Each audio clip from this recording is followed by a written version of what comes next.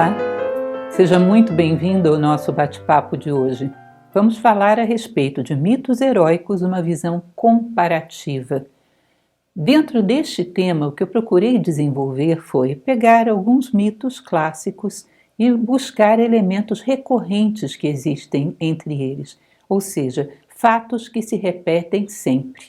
Eu sei que você vai lembrar que Joseph Campbell já fez isso quando criou a sua estrutura do monomito. E de fato, vamos inclusive falar sobre isso, ele pega muitos elementos bem interessantes e recorrentes dentro daquela estrutura do monomito que alguns devem já conhecer. Eu procurei outros elementos além daqueles, outras passagens que são muito recorrentes, ou seja, situações repetitivas nos mitos heróicos. Não só para compará-las entre si, porque isso para nós talvez não tivesse tanto propósito, mas para compará-las conosco. Como esses episódios podem de alguma maneira se repetir dentro da nossa vida. Que é evidente que os mitos heróicos, eles entre si guardam todos uma mesma similaridade. São um referencial, são um objeto de busca para a humanidade como um todo. O que às vezes não é claro para nós é como podemos trazer esses mitos para dentro da nossa vida. O que cada situação fantástica que é mostrada ali pode nos ensinar como seres humanos. Um Hércules que confronta vários monstros, o que isso pode dizer a um ser humano? Aqueles que confrontam seus inimigos, aqueles que vencem em batalha, o que isso quer dizer na vida de um homem comum, que nem encontra monstro nenhum, nem está em batalha? O que isso pode dizer na vida do herói cotidiano, que é aquilo que cada um de nós deveria procurar ser? Portanto, essa comparação eu farei e espero que ela seja proveitosa para você, que você possa retirar daí elementos inspiradores, que é a nossa intenção. Vamos lá, então? Vamos começar falando a respeito do herói como referencial. Existe uma frase de Epíteto, o grande filósofo estoico, que ele diz que as sementes de grandeza em nós necessitam de uma imagem para florescer e germinar. E realmente é assim, é como se fosse um escultor que vê uma imagem, uma pessoa sentada e depois vem aqui na pedra e começa a tirar tudo aquilo que não é próprio de um ser humano e uma cadeira. Ele começa a extrair, como dizia Michelangelo, o que sobra, começa a esculpir essa pedra de acordo com o seu modelo. E assim também é na vida. Nós temos um modelo e esculpimos a nós mesmos a partir desse modelo. Se não temos um modelo, nós vamos trabalhar a nós mesmos de maneira aleatória, segundo vários elementos de moda, segundo vários elementos correntes no nosso momento histórico, que nem sempre são dignos de serem imitados. Portanto, é muito comum que os filósofos falem sobre isso. O próprio Platão recomendava que se tivesse sempre um herói na memória, um herói que seria sua inspiração ao longo de toda a vida, que pode ser um herói de caráter histórico ou pode ser um herói de caráter pessoal também. Um pai, um avô, uma pessoa exemplar que passou pela sua vida. Mas é muito importante termos esse modelo, porque saibamos ou não, estamos todos os dias esculpindo a nós mesmos. E temos que ter consciência de quais estão sendo os nossos referenciais. Parar para olhar um pouco os referenciais da moda e perceber o quanto muitos deles não são dignos de serem imitados. Só que a natureza não deixa vácuos. Se você não escolhe o seu modelo, você tomará inconscientemente os modelos da moda e começará a trabalhar a si próprio de uma maneira muito inadequada. E um belo dia confronta com um trabalho que foi feito em você que não tem nada a ver com aquilo que você desejaria. Toda uma construção que você não gostaria de ter feito, porque deixamos esse espaço aberto. Não escolhemos em que vamos nos espelhar. Isso é fundamental. E os mitos, então, eles têm como se fosse uma trajetória. Imaginem uma escada. Imaginem que o ser humano, do ponto em que estamos até um ideal humano, ao máximo propósito da condição humana, existem vários degraus e condições para pisar nesses degraus. E é como se as trajetórias míticas fossem um exemplo de cada degrau desse. Como pisar no segundo, no terceiro, no quarto, as provas necessárias para isso, como consolidar a sua posição nesse degrau. Ou seja, como se alguém tivesse deixado um mapa mostrando como se chega lá no alto, na plenitude da condição humana. Portanto, os mitos eles nunca mostram seres absolutamente perfeitos, mas seres longe de nós o suficiente para serem referenciais, mas perto de nós o suficiente para que a gente diga: se fulano foi, eu também posso. Se fulano chegou lá, também dá para mim. Portanto, eles são uma referência de direção muito interessante. Às vezes, dentro de uma cultura, em geral, existe dentro de uma cultura um referencial de um ser perfeito, normalmente ligado a uma religião. Esse ser perfeito é muito difícil para a gente se comparar com ele, é muito distante. Mas quando temos um herói, ele está próximo o suficiente para você dizer: ah, se ele foi, eu também posso ir. Se dá para ele, também dá para mim. Portanto, ele tem uma distância ponderada e correta, não tão longe e não tão perto que não sirva de referencial. Portanto, ele é um fator poderoso e importante na vida dos seres humanos como um todo. É importante cultivar a memória dos heróis. Campbell e o monomito. É uma imagem muito clássica, esse círculo do monomito de Campbell, hoje quase todo mundo conhece, onde ele coloca as etapas de uma trajetória mítica, usando várias trajetórias que ele tomou como comparação. Então o herói está vivendo uma vida comum, num determinado momento recebe um chamado, resiste, não quer atender, aparece um mestre, um instrutor, um orientador, aí em seguida ele reconhece seus amigos e inimigos, aí começa a passar pela sua primeira prova, resiste, passa pela maior provação, depois disso ele começa o retorno para casa, como se fosse um renascimento. Ele volta para o ponto de partida, mas agora renovado, maior do que ele era quando partiu, como se fosse uma espiral, que volta ao seu ponto de partida, mas no outro nível de consciência, mais acima. É bem interessante esse esquema de Joseph Campbell e ele usa a exaustão para poder examinar todos os mitos, todas as trajetórias históricas que ele se propõe a analisar. Sobretudo O Herói de Mil Faces, é um livro totalmente voltado sobre esse assunto. E eu recomendo bastante, é um bom livro. Mas nós vamos pegar, como eu falei, algumas coisas além do que o monomito diz. Elementos que são muito comuns em trajetórias heróicas. A gente, na hora que falar, vai lembrar de várias. E vamos ver como é que isso se aplica ao nosso caso. Vamos ver, por exemplo, chamado à aventura. Muito parecido com aquilo que Campbell diz, né? Em suma, o herói enfrenta provas e retorna maior do que partiu. Ou seja, ele é chamado para provas. E nós podemos observar que nós, na nossa vida, também somos chamados para provas. Parece que nós viemos ao mundo para crescer como seres humanos, para sairmos daqui maiores do que éramos antes. Portanto, entramos exatamente para que aqueles nossos pontos de falha, os nossos defeitos, sejam tensionados para que a gente possa trabalhá-los. E ao trabalhar, saímos daqui maiores do que entramos. Portanto, é como se pisar na vida fosse pisar num território onde as provas necessariamente virão. E alerta uma coisa, assim como os heróis entendem isso, é necessário entender as dificuldades como provas. Porque quando aceitamos dessa maneira, elas são muito mais fáceis. Quando tomamos as provas como injustiça, quando tomamos as adversidades como um tipo de azar ou qualquer coisa aleatória, nós nos sentimos injustiçados. Quando tomamos como provas, nos sentimos provados para ter alcance em um outro nível de consciência, para chegar a um outro grau de oportunidade, um outro degrau. E isso torna muito mais fácil enfrentar as provas. Portanto, o que nós podemos dizer, em geral, da trajetória heróica, ele parte para provas e volta vitorioso. Ele parte de um tamanho e volta maior do que ele foi. A vida deveria ser assim também para nós. Partimos de um tamanho, chegamos lá do outro lado maiores do que éramos quando chegamos. Chegamos mais próximos da nossa condição humana. Outro elemento bastante recorrente, quase todo mito tem. O herói, ele é filho de um deus e uma mortal, ou o contrário, de uma deusa com um mortal, como é o caso de Enéas, por exemplo, que é filho da própria Vênus. Ou seja, sempre uma mistura entre o divino e o humano. E essa mistura faz com que ele seja grandioso e assuma prodígios, possa fazer prodígios. Agora veja bem, não é que o herói seja filho de uma deusa e um mortal, ou de um deus e uma mortal, e por isso ele seja superior. Todos nós somos filhos de um deus e de um mortal. E o que acontece é que o herói tomou consciência disso, e nós ainda não.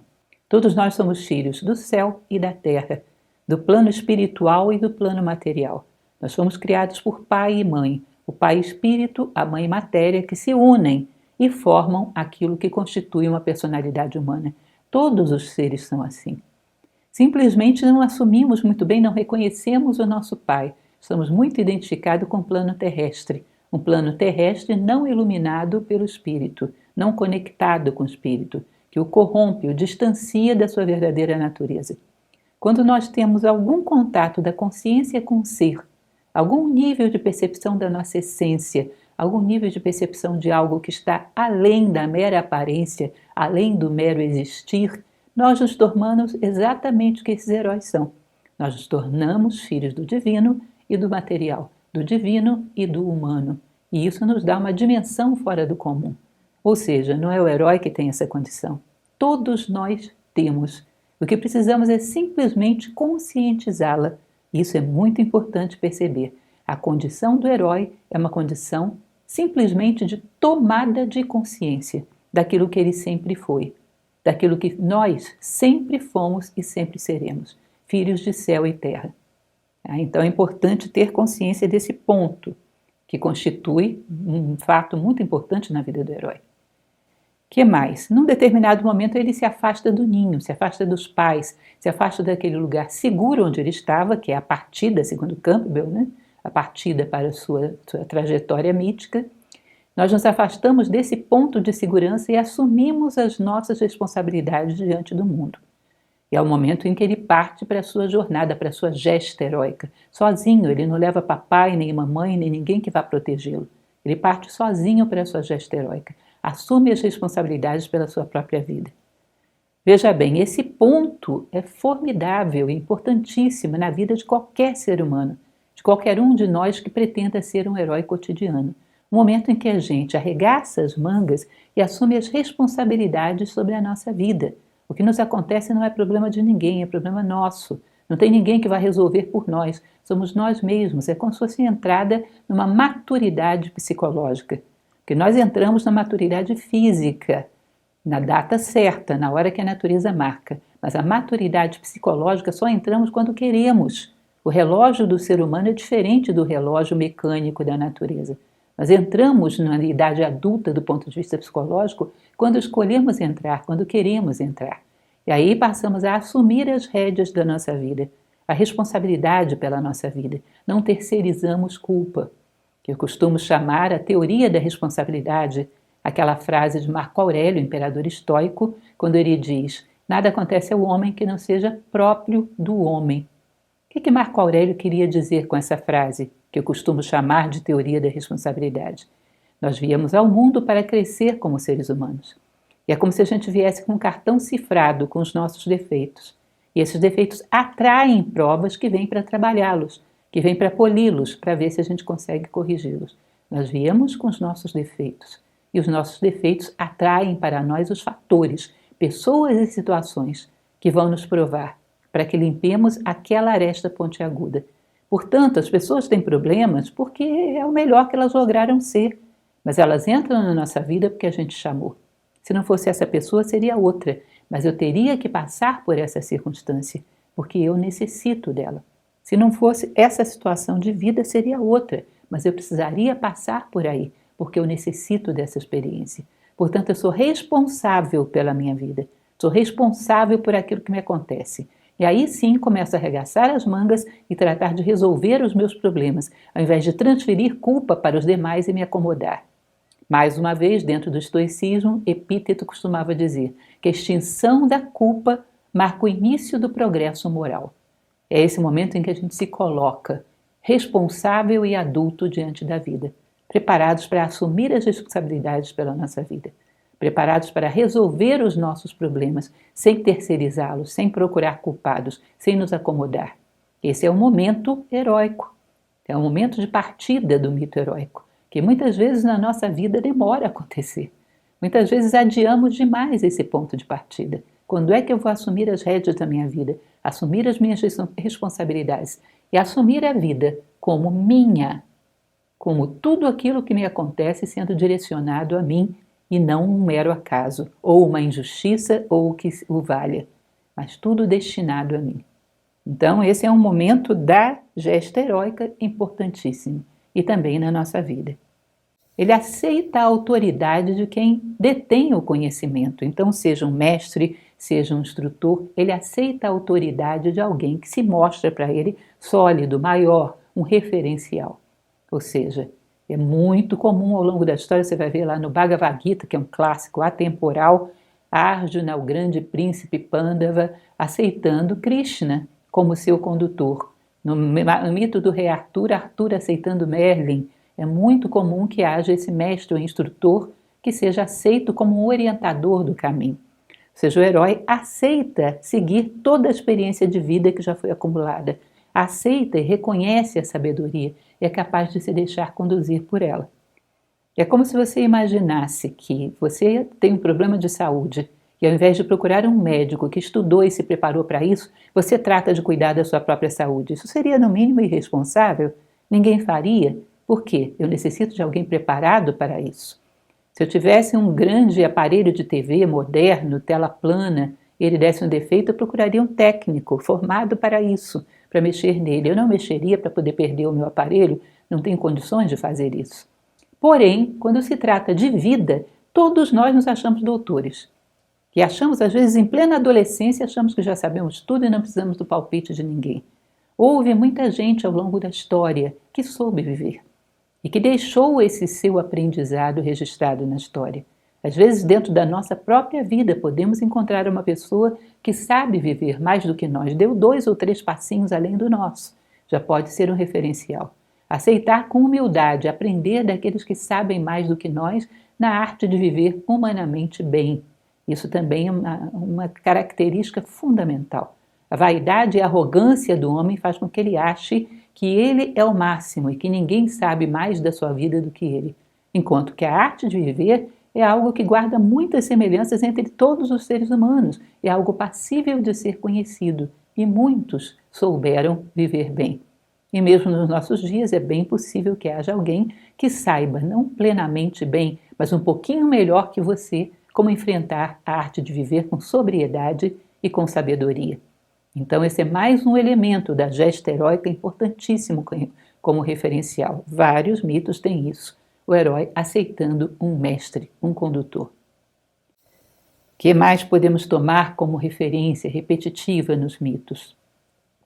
Os heróis sempre agem de forma ética, ou seja, para um herói os fins não justificam os meios. Ele não vai usar de golpes baixos, de traição, ele não vai usar de artimanhas de mau caráter ou qualquer coisa desse tipo, de má índole, para derrubar os seus antagonistas.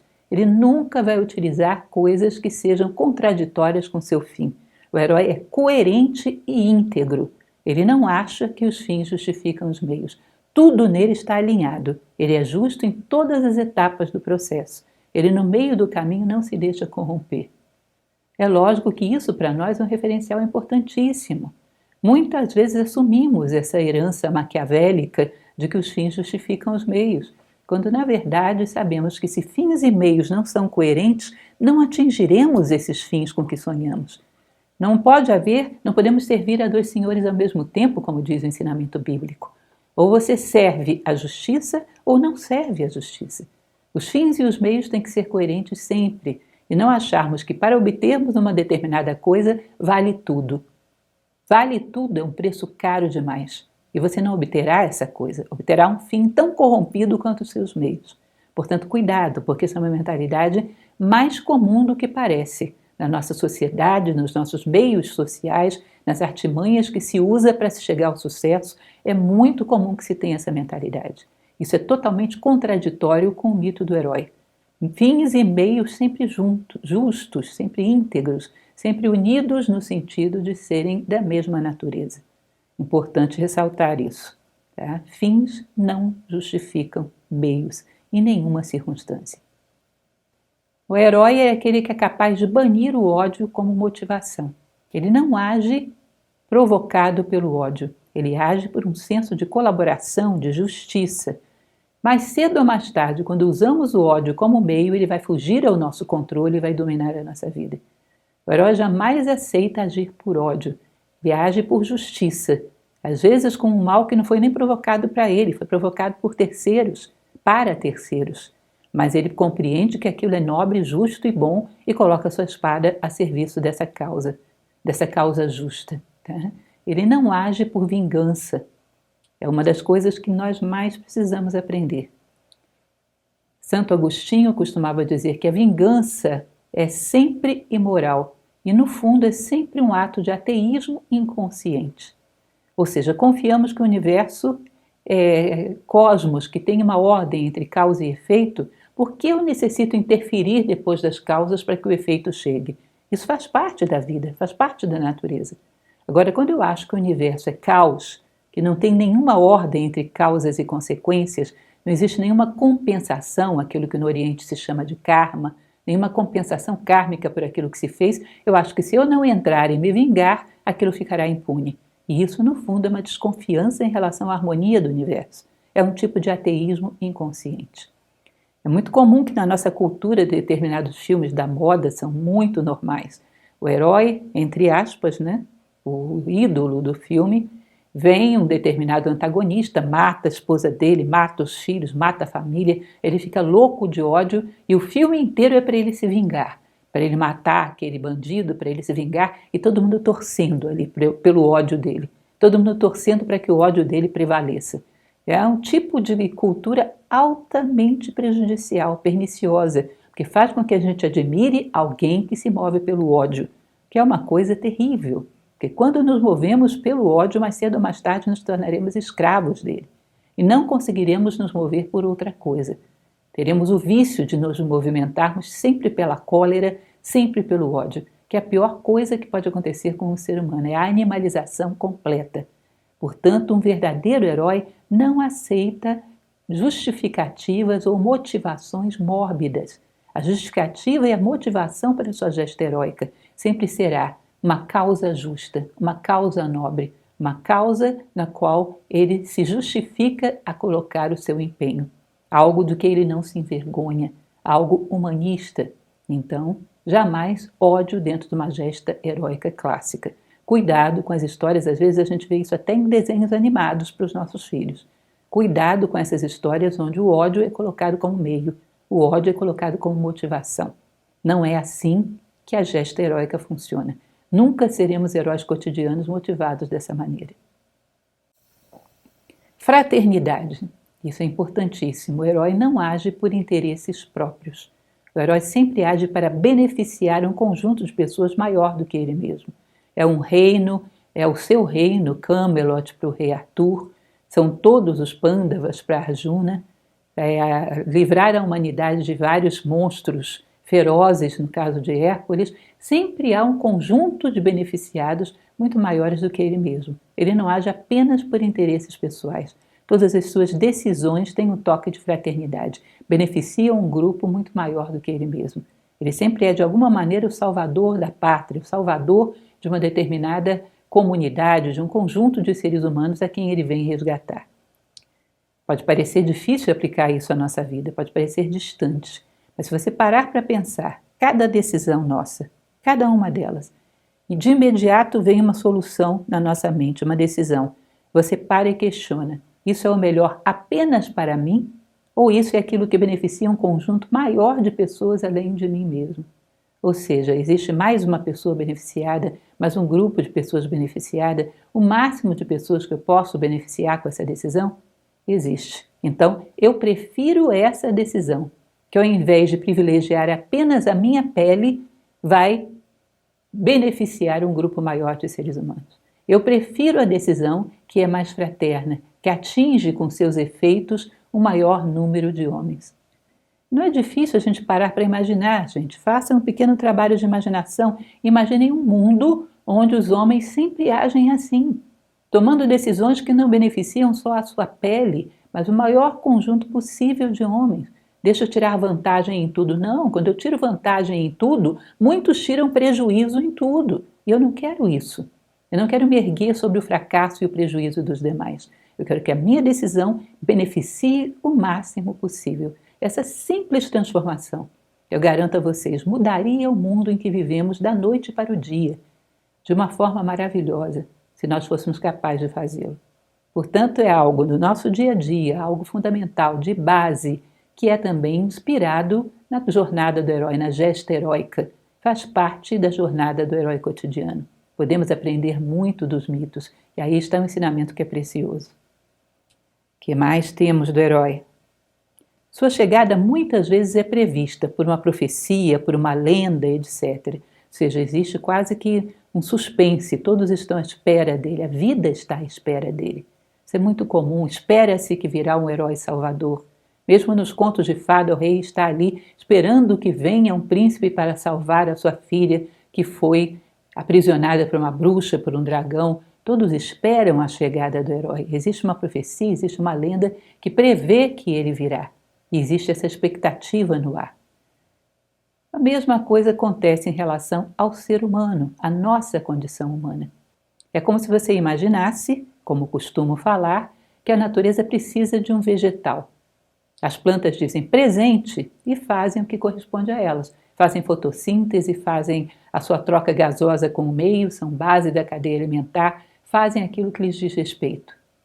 A natureza precisa de um animal. Os animais dizem presente e exercem seu instinto de sobrevivência, seu instinto de perpetuação da espécie, aquilo que se espera deles. A natureza precisa de um homem. O homem deveria poder dizer presente e exercer valores, virtudes e sabedoria, na sua plenitude, da melhor maneira possível, tá? Da maneira que a natureza espera de nós. Fomos feitos como seres humanos para isso, para dizer esse presente. Portanto, a natureza espera, é algo prometido, é algo que está dentro do campo de esperanças da natureza. Ela nos fez para isso. Portanto, existe quase que um anúncio, uma profecia que diz: um dia virão os homens, um dia virão os legítimos seres humanos e toda essa desordem cessará. No dia que um ser humano íntegro e pleno chegar, essa desordem começará a ter o seu fim. Então isso paira pela natureza, uma expectativa para que cada um de nós se realize como ser humano. Nós somos também anunciados, nós somos também esperados, existe uma expectativa para que cada um de nós atinja aquilo que deve atingir, honrando a sua condição humana, aquilo para o qual fomos feitos. Da mesma maneira que na gesta heróica, isso existe também na nossa vida. O herói realiza prodígios graças à sua nobreza de nascimento. Ou seja, ele é filho de um rei, de um deus ou etc., como já falamos. Muitas vezes filho de um deus ou de uma deusa, quando não filho de um rei que por alguma razão se afastou do pai. E ele tem capacidade de realizar prodígios exatamente por esse seu nascimento especial. Ele é um nobre e não sabe. E nós, como acabamos de falar, quase que uma continuidade do que acabamos de falar, também devemos reconhecer a nobreza de nascermos como seres humanos, que é uma condição nobre. Parem para imaginar tudo o que implica um ser humano. É como se fosse o ápice de construção da natureza, um ser com consciência reflexiva, um ser que vê a si próprio, vê a vida, vê a morte, entende o funcionamento de coisas fantásticas à sua volta, um ser minúsculo entendendo o nascimento das galáxias, entendendo o movimento dos astros no céu, um ser minúsculo que é capaz de se perguntar sobre o que é a inteligência, o que é a bondade, o que é a vida. É um ser extraordinário o ser humano. Portanto, nós temos nobreza de nascimento. Nascer como seres humanos é uma honra. Nos faz como que reis sobre a terra, pela capacidade que temos de beneficiar o mundo à nossa volta, de beneficiar a natureza, de beneficiar a nós mesmos. Portanto, também deveríamos honrar essa nossa nobreza de nascimento. O herói é um nobre. Todo ser humano também o é. O fato de ser humano deveria dar a ele um certo sadio orgulho da sua condição. É possível também que o orgulho seja sadio, porque isso nos dá dignidade. O orgulho sadio nos torna dignos daquilo que nos cabe ser. É exatamente o que temos que desenvolver. Um ser humano é um ser muito especial. Deixa eu honrar essa condição. Deixa eu estar à altura do que é um ser humano. Mais um elemento próprio dos heróis. Esse é o mais comum de todos, né? Ele enfrenta monstros. Como enfrenta monstros? Todos eles ou são monstros humanos ou são monstros mesmo, animais bizarros de todos os tipos, né? Aí está o mito dos 12 trabalhos de Hércules, onde você encontra monstros de todos os tipos. Você vai ver de muitos tipos, o Orfeu, o Teseu, o Perseu e muitos outros, enfrentando monstros, quer humanos, quer animais.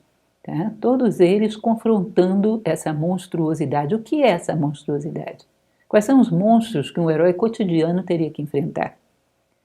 Os próprios monstrinhos que vivem dentro de nós. E aí eu explico um pouco para vocês, reiterando algo que muito já falamos nas nossas palestras, sobre as 3 obras alquímicas medievais. Nós temos que realizar as 3 obras dentro de nós. A primeira delas é a obra em negro, que é mergulhar dentro de nós mesmos, mergulhar lá nas raízes do nosso consciente e perceber todos os bichinhos que vivem dentro de nós e que nos dominam. Então temos instintos, impulsos, paixões descontroladas, vaidade descontrolada, vários vícios, todos esses bichinhos que estão lá e que nos tiranizam porque a gente não tem consciência deles. E quando não somos conscientes das coisas, elas nos dominam. E esses bichinhos não são maus. A energia deles foi feita para nos beneficiar, mas acontece que eles precisam ser domesticados para nos obedecer. É a diferença entre um animal selvagem e um animal domesticado, que pode servir aos nossos propósitos, que pode estar a favor daquilo que pretendemos fazer. Portanto, todos esses animais do nosso subconsciente, todos esses elementos que estão aí tensionando a nossa vida, se nós aprendemos a vê-los, reconhecemos e adquirimos autoridade sobre eles, se torna uma coisa positiva. Por exemplo, quando você é muito teimoso. Minha avó costumava dizer que eu era teimosa feito uma mula manca. Eu sempre repito essa passagem porque eu acho engraçadíssima. Eu não imagino que seja uma mula manca e por que ela é teimosa mais do que os outros animais. Mas eu acho curioso, porque realmente a teimosia, ela trabalhada, ela é um elemento que pode se converter numa determinação fora do comum. Uma paixão descontrolada, controlada, pode se transformar num entusiasmo fora do comum. E são virtudes fortes, são importantes. Quando você reverte a energia desses bichinhos para o teu controle, que eles fiquem sob o teu controle, tornam-se energias muito positivas, mas elas têm que ser vistas e controladas. A pior coisa que pode acontecer é quando não vemos um monstro e viramos as costas para ele, porque ele nos domina, ele nos ataca pelas costas, totalmente desprevenidos. Quando eu tenho a tendência à preguiça e sei, eu vou estar prevenido contra ela o tempo todo. Mas eu fico ofendido quando me dizem que sou preguiçoso, não vejo de jeito nenhum, vou ser dominado por ela de todo jeito. Portanto, o confronto e o domínio dos monstrinhos que estão dentro de nós é fundamental para que a gente passe para a obra alquímica seguinte, que é a obra em branco, que é exatamente a purificação, é o domínio de tudo aquilo que vive dentro de nós. Depois disso vem a obra em amarelo, que é a maturidade, as citrinitas, a constatação de todos esses monstrinhos que existem no universo, que também estão representados dentro de nós, o que nos dá uma compaixão muito grande e uma sabedoria muito grande para lidar com eles do lado de fora. E por fim a elevação, que é a obra em vermelho, rubedo, que é a espiritualidade e a sabedoria. Tá? Então, na alquimia medieval, o que se mostrava era um caminho para que a consciência ascenda. Carl Jung fala bastante sobre isso. Um caminho pelo qual a consciência tem que transitar para chegar à sua plenitude. Portanto, a primeira coisa é confrontar os nossos monstros, que são monstros porque foram deixados soltos, aleatoriamente, dominando e devorando a nossa vida. Por isso se tornam monstros. Domesticados, eles podem nos servir. É exatamente assim. Se você pega, por exemplo, o mito egípcio, quando Horus vai vingar o seu pai, Osíris, que foi morto por Sete, quando ele vence Sete, ele não mata o seu inimigo. Sete era um ser furioso, portanto tinha muita energia. Toda aquela fúria dele, ele coloca para que ele sopre a barca dos deuses. Por quê? Aquela fúria dele se converte em muito fôlego para produzir vento para soprar a barca dos deuses. Ou seja, é como se ele tivesse pego esse Sete que vivia dentro dele e revertido essa fúria para um impulso positivo. Tá? Essa força da cólera, do ódio, para um impulso positivo de energia, de propulsão, de movimentação. Tá? Ele não elimina, não há como eliminar nada que vive dentro de nós. Há como integrar sadiamente, confrontando e domesticando os nossos monstrinhos domésticos. Todos nós temos que fazer isso, porque senão somos escravizados por eles pela vida fora, que é muito comum que aconteça. Pare para pensar as más atitudes, as más decisões que você tomou na vida, se não foi o monstrinho que estava no comando. Na maior parte das vezes foi o monstrinho que estava no comando. Portanto, o quanto ele já devorou da sua vida. Esteja atento a isso. O herói cotidiano está sempre atento ao domínio dessas sombras, desses monstrinhos que vivem dentro dele. Ou seja, isso faz parte da gesta heróica. O herói está disposto a dar a sua vida em nome de algo maior. E isso é muito interessante. Em geral, entregam a sua vida a serviço de algo que ele considera nobre, justo e bom. É comum em todos os mitos. Todos eles correm riscos altos Todos eles se entregam com um entusiasmo que pode custar caro, e nós sabemos disso. E como nós podemos entregar a nossa vida? Significa fazer um ato suicida?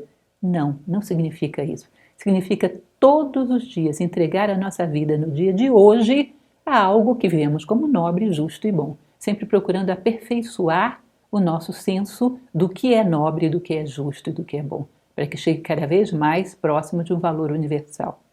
Quando você chega à noite, olha para o seu dia e diz: hoje eu fui legitimamente humano. Tudo o que eu fiz correspondia ao meu critério de justiça, de bondade, de nobreza. Tudo o que eu fiz foi digno de um ser humano. E aí eu posso dormir em paz com céus e terra, aquilo que eu chamo do sono dos justos. Posso me entregar ao sono dos justos. Por quê? Porque eu mereci o dia de hoje como ser humano. Ou seja, eu entreguei a minha vida no dia de hoje a um ideal humanista. Estou todos os dias entregando a minha vida a um ideal humanista. Quando você olha, você está se deslocando, está tendo um crescimento. Passa o tempo e você percebe que já não é mais o mesmo, que é a maior fonte de satisfação e felicidade que um homem pode ter. Perceber que está superando provas, deixando provas para trás. Estejam atentos a isso, isso é muito importante. Tá? Porque senão o nosso tempo passa em vão. Quantas vezes chegamos lá no 31 de dezembro e vamos analisar do nosso planejamento do último ano para cá, o que foi feito, quanto mudamos, e temos a tristeza de constatar que não mudamos nada. Isso é terrível, significa uma parte significativa da nossa vida que não demos um passo ascendente. Um ano na nossa vida não é pouco. Uma parte significativa da nossa vida que não demos um passo em direção à luz. Não estamos dedicando, não estamos entregando a nossa vida a algo maior. E você entrega assim dia a dia, numa batalha constante para sempre ascender um pouquinho. E isso é a gesta heróica do nosso herói cotidiano, aquilo que buscamos ser ou que deveríamos buscar ser. Um herói não se vangloria por sua conquista. Ele não é um vaidoso, não é um arrogante. Ele entrega o fruto para aquele que lhe proporcionou o fruto. É o que acontece, mais uma vez, voltando ao Bhagavad Gita, Arjuna com Krishna, quando ele realiza o seu feito, o feito é produto de Krishna, é produto do Deus, ele o coloca aos seus pés. Dê-me o ato, purgado de expectativa e egoísmo. Haja simplesmente pela alma, trabalhe e realize por mim. É Krishna falando com Arjuna: dê-me o ato, trabalhe e realize por mim, fixe sua atenção na alma. É fundamental isso. De onde veio a inspiração para nós, para sermos o que somos? De algo sagrado, de algo que está acima de nós. Portanto, é muito justo que quando a gente alcance algum fruto, dedique isso também a essa fonte de onde veio a nossa inspiração. Não achemos, eu fiz e eu sou o bom. Não, eu servi a algo maior do que eu. E aqui estão os frutos que eu não conseguiria sozinho. Consegui em nome de, através de algo maior do que eu. Portanto, eu não sou bom, grandioso, melhor do que nada nem ninguém. Eu simplesmente soube servir de maneira eficaz. Que eu continue sabendo servir de maneira eficaz. Ou seja, uma das coisas que mais corrompem o ser humano é exatamente fazer um esforço para vencer uma prova. Vence, automaticamente é tomado pelo egoísmo, pela vaidade, pela arrogância, que isso impede que ele dê o próximo passo. Vai ficar a vida inteira aí com esse troféu na mão e achando que ele já fez o suficiente pela sua vida e achando que isso foi fruto dele, sozinho e de mais ninguém. Toda a nossa inspiração vem desse mundo das ideias, desse mundo espiritual. Que os frutos vão de volta para lá, sejam entregues de volta para lá. Que nós possamos, então, fazer a entrega, fazer a dedicação desses frutos a algo maior, não fiquemos presos pelo orgulho, pela arrogância e pela vaidade. Isso é típico da gesta heróica. Você não vê nenhum herói se vangloriando por aquilo que ele fez. Ele sabe que ele serviu a algo maior. Respeito e fidalguia em relação à princesa. Olha que interessante. Você vai ver muitos heróis, como São Jorge e outros, príncipes de contos de fada, o trato que ele tem. Ele vai salvar uma princesa, vai salvar uma jovem. Mas ele, em relação a essa jovem, ele é de um tratamento absolutamente respeitoso. Ele não deixa os instintos subirem à sua cabeça. A sua convivência, em geral, é de respeito e fidalguia em relação aos outros seres humanos. Ele não se aproveita dos outros seres humanos, ele não age tomando os seres humanos como meios, mas sempre como fim em si. Ele é incapaz de, numa convivência, tirar proveito do outro. Ele é incapaz de, numa convivência, ser desrespeitoso com o outro, a menos que esteja numa gesta heróica e tenha realmente que remover um obstáculo do caminho. O objetivo do herói é chegar a uma meta justa. O antagonista tem que ser retirado do caminho com o mínimo dano, para que ele não atrapalhe. Mas ele não vai ser tratado com crueldade excessiva, com maldade excessiva, além da medida. Tá? Não vai ser torturado, não vai ser submetido a nada além do que é necessário. Ele tem essa fidalguia e esse respeito por todos os seres que passam por ele. É nobre no tratamento. Ele sabe considerar o outro ser humano como um fim em si, não como um meio. Repito aquela frase de Kant no Fundamentos da Metafísica dos Costumes, que ele diz que é imoral tomar um ser racional como meio. Ele é sempre um fim em si. O herói tem esse tratamento. Ele não é capaz de desonrar uma princesa por muito bela que ela seja, por muito vulnerável que ela esteja. Ele sempre está no domínio dos seus instintos. Ele realizou a sua obra em negro. Ele matou os monstros lá atrás, no início da gesta heróica. E aqui ele está sempre de pé, o humano no domínio do animal. A obra em branco realizada e talvez um pouco até da obra em vermelho realizada. Ou seja, ele se domina, ele se garante, ele respeita, ele tem a nobreza própria de um ser humano, na sua convivência. Compaixão com os fracos e debilitados. Então você vai ver em muitas histórias, quer de mitos, quer de histórias, de contos de fadas, muitos, que surge no meio do caminho, sei lá, um pássaro que levou uma flechada. O herói desce a peia do seu cavalo, vai lá, tira aquela flecha com todo cuidado. Uma pessoa que sofreu alguma coisa, ele desce lá, atende aquela pessoa, ou dá um pouco de água para um velhinho que está sedento, e dali recebe um dom muito especial. Ele não faz por querer receber alguma coisa, faz por misericórdia, por compaixão. Talvez ele tenha lá na frente uma princesa tendo que ser salva de um dragão. Talvez ele tenha um reino a resgatar, tem coisas importantes lá na frente. Mas ele não é insensível às dores que ele vai encontrando no meio do caminho. Ele é sensível à dor alheia. E isso é um elemento claramente fundamental na nossa vida. Não darmos um passo insensíveis à dor alheia. Existe uma frase da grande pensadora do século XIX, Helena Blavatsky, que ela diz: não deixe que seque a lágrima que corre do teu rosto antes de ter secado a lágrima que corre do rosto do último dos mortais. Não significa que você ande no caminho se torturando. É necessária alegria, é necessária felicidade. Mas é necessário também que a gente não se esqueça da dor do outro, para que a gente se comprometa em estar sempre caminhando. O outro me espera no futuro. O outro necessita que eu cresça para poder resgatá-lo no momento certo. Dedicar-se e comprometer-se com a dor do outro é o que me garante que eu estarei sempre me movimentando, porque as forças da inércia me puxam para trás.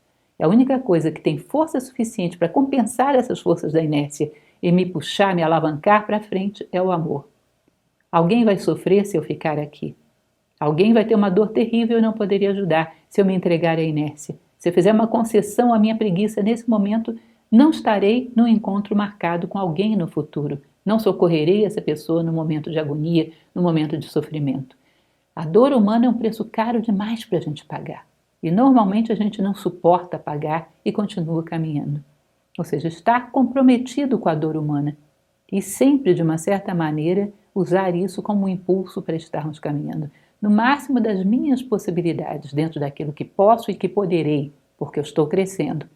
Dentro daquilo que eu posso agora e que virei a poder algum dia, eu minimizarei e secarei essas lágrimas, atuando sobre as causas da dor, atuando eventualmente sobre as consequências, atuando de maneira inteligente, eu sempre estarei comprometido com a dor humana e não serei insensível a ela.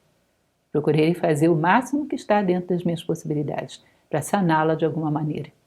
Essa compaixão que nos acompanha pela vida inteira nos transforma em seres muito especiais. Seres que não ignoram a vida à sua volta, seres que têm uma capacidade muito grande de se integrar com a natureza, com a vida como um todo. Seres que são orgânicos, participam da vida como se fosse um grande corpo vivo. Estão comprometidos com todas as partes da vida. Quando pegamos uma célula dentro do nosso corpo que não se compromete com o corpo como um todo, sabemos que ela é perigosa. Que ela pode influenciar outras células e formar um tumor já. Algo muito negativo e prejudicial para o corpo. Ou seja, cuidado com o comportamento egoísta. De uma certa maneira, ele é sempre suicida. Ou seja, sempre altruístas e comprometidos com a dor do todo. Essa é a jornada do herói, é assim que ele caminha. Por muito que ele esteja apressado e agoniado porque tem algo importante lá na frente, ele não ignora as dores no caminho. Ele não ignora os atos justos que ele tem que tomar no meio do caminho. Aí você vê os heróis, como o próprio Hércules e outros, pelo meio do caminho da sua gesta heróica, resolvendo um monte de pequenos problemas de comunidades, de lugares por onde ele passa. Mesma coisa os cavaleiros do rei Arthur. Sua espada estava sempre a serviço daquilo que era justo, em qualquer lugar, fosse quem fosse. Ele acredita e ama o bem. Isso é muito interessante, né? Ele está a serviço do bem, ele acredita que existe um bem universal. Ele coloca a sua espada, como falamos, a serviço desse bem. Ele trabalha para os agentes do bem, independente de serem seus amigos ou não.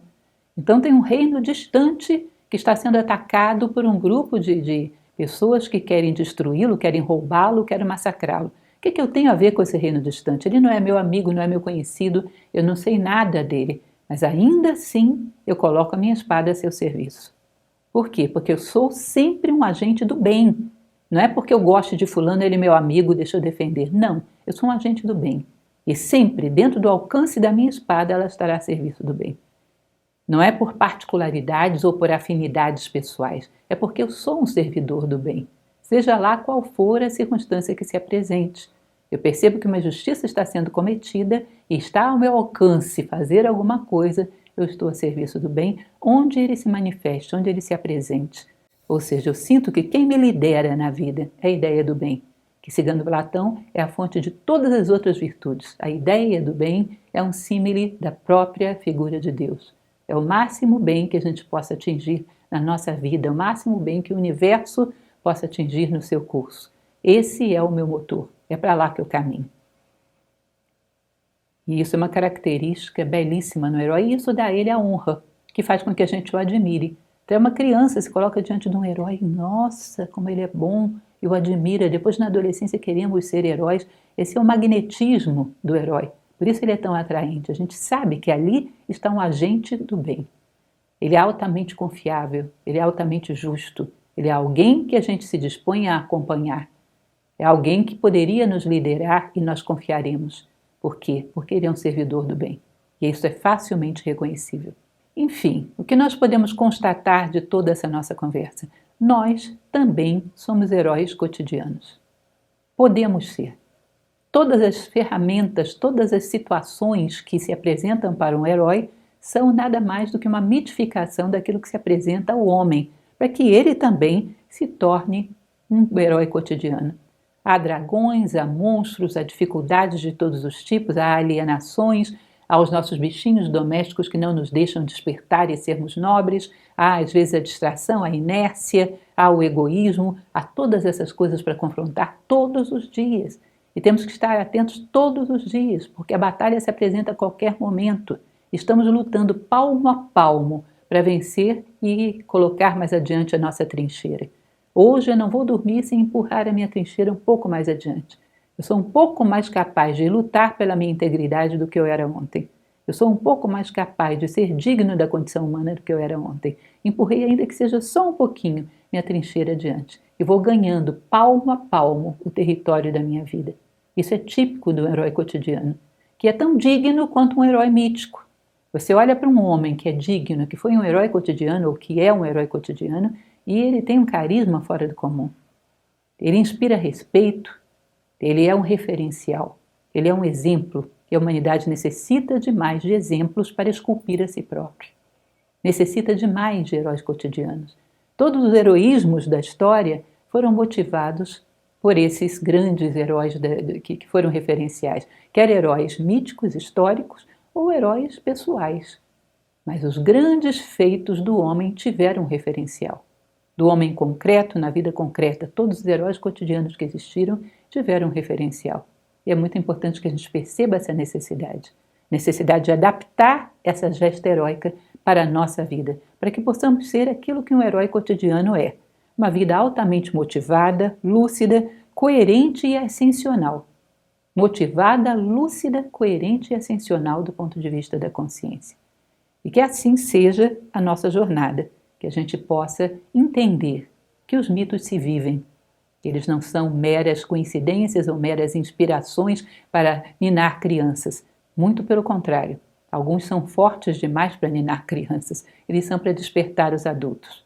Que a gente possa usá-los para isso. Muito obrigada.